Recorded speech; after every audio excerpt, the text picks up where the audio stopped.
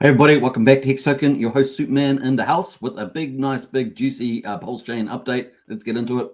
This just came out in the last 60 minutes, and of course, Pulsechain.com news. Peering is looking good. So the nodes that make up the blockchain peering up really well with each other. So all the validators. PulseX has had lots of dependency updates as well. So pretty soon other features can be rolled out. I guess we might see things like limit orders, the DAO, and other things like that. Maybe some surprises, who knows? The private test DevNet is testing with the increased inflation, obviously working on that too. Moving to the next update, they've got around validators. Validators are using command line flags to make peering work well. It's kind of cool. When boot nodes are updated, they won't need to do that. So let's have a quick look at the boot nodes definition.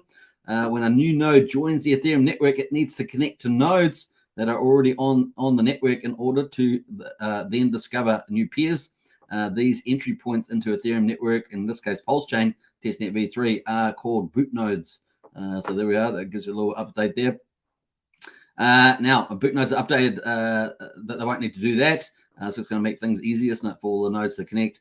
Each client has a different way of setting up their own ENR records. So we're going to have a quick look at ENR records there. So an ENR is a signed value, a key value record, which has an associated node ID, 32-byte identifier. It'd be quite a long little string of letters and things like that. So kind of cool.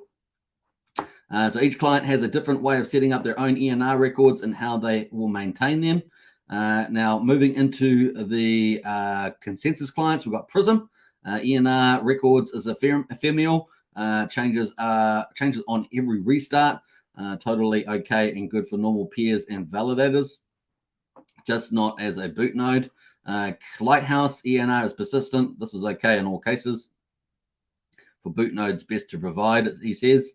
Moving on to the execution clients, Geth ENR is persistent, will generate if one is not provided. For boot nodes, best to provide. Heragon is persistent, will generate if one is not provided. For boot nodes, best to provide there. Moving on to the final update here. Also, every client stores a history of ENR records they have communicated with, and we'll retry communicating with them on the restart. So really a lot of updates here around the validating, but kind of cool to have these updates. So in any case, peering is looking good. The network is performing pretty well. We've been covering this every day on this channel. It seems to be operating pretty well, and more validators coming online, and it looks like it's going to be easier with the bootstrapping now. PulseX has had lots of dependency updates, and so we can look forward to updates around that, which is kind of where we're waiting to see. Obviously, the official bridge, PulseRamp, and PulseX features, and of course, stablecoins are running, flushing through there. Pretty nice. And finally, this last update here about the increased inflation. So we'll look for all that. So that is the latest and greatest. Hope you guys enjoyed that. I'll leave the links in the Discord so you can find those there.